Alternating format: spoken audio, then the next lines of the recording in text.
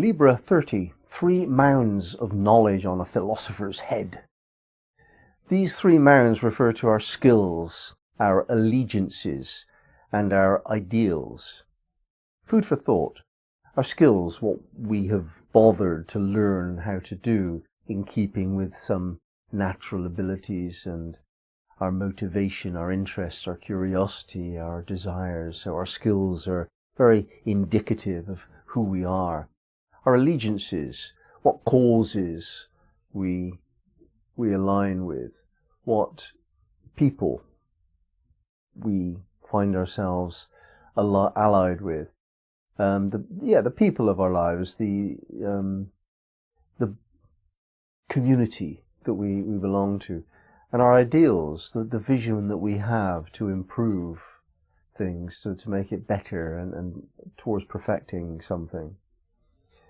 These are indicators of wisdom. The philosophers thought about it a lot and worked out what he thinks to be the meaning of life and joined all the dots and understood something about the past, and has come to his choice about his manner of expressing skills and his choice of people and his perfection of idealism and where he's going. So we have that. It is true to say that we can gain some measure of knowledge about the future. The future has 2 aspects, what must be and what may be. What must be are in keeping with, those things are in keeping with the rhythm of life. The sun must rise tomorrow, it must rain at some point, and so on. Things which have got a line of direction must continue in that direction, or cosmic laws are broken. So it must happen. But what may happen is infinitely unknown. Now, these 2 aspects of the future are to some extent knowable, both of them. And the way in which that knowledge is gained comes out of the wisdom that we hold. It is not the wisdom itself, but the wisdom balances it in a reasonable way. Wisdom is kind of the measure of both love and truth. Wisdom without truth is just wrong. It's not wise if it's wrong, is it? But wisdom without love is going to create the wrong outcome, because knowledge presented without love will engender reaction and thwart its purposes. So love is that which smooths truth into being. And the philosopher that only thinks it through and doesn't really have a heart or a practical application for his cleverness, that won't produce the result. So we're trying now to take our knowledge of the patterns of life into an ability to look into the future and to see what must be and what may be. And what must be is that life unfolds according to where we put our attention. If you look in that direction, then that's where you're going. So if you focus on the negative stuff in life, then that's where you're going. If you focus on potential and dealing with problems and visionary things, the ideals, then that's where you're going.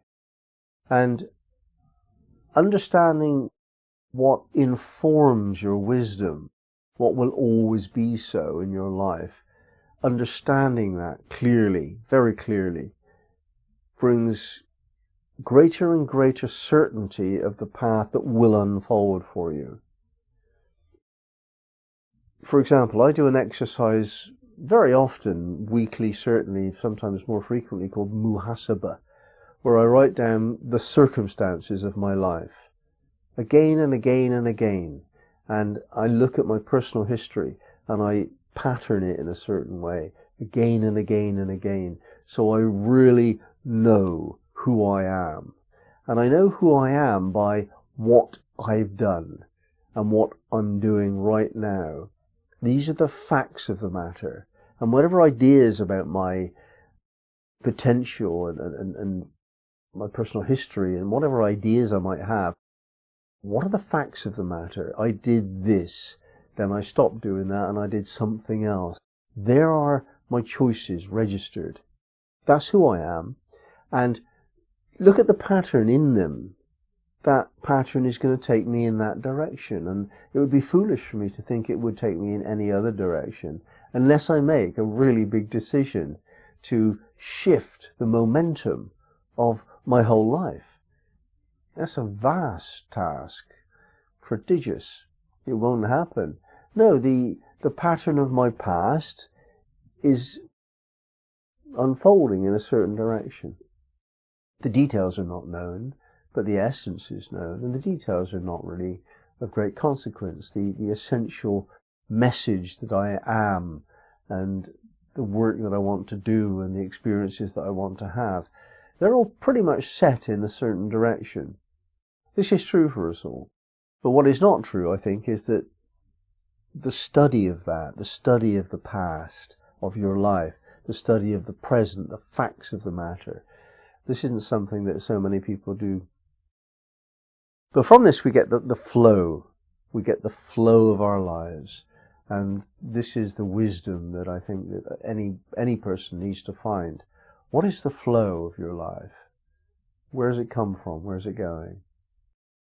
Through understanding the flow of your own life, you will necessarily involve yourself in some understanding of the flow of the lives of others known to you, and therefore extrapolation can bring you to understand that there is a universal pattern, there's a code, a universal explanation, shall we say, of how things are working.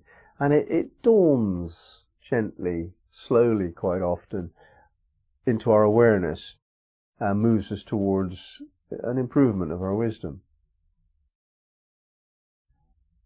The pattern itself is a choice. It's not there for us to unfold. It's not a hidden secret in the sense that it's going to be the same for everyone when they unveil it. It is a hidden secret, but the unveiling is a creative act of perception. In other words, as we unveil the secret to life, we create it by perceiving it in our way. So our acts of perception of the patterns of being, what we understand to be the way things are, that's a creative choice, and it's unique. It's hard to grasp for most people, but that's how it is. The perceptive capacity that we have is our force of creativity.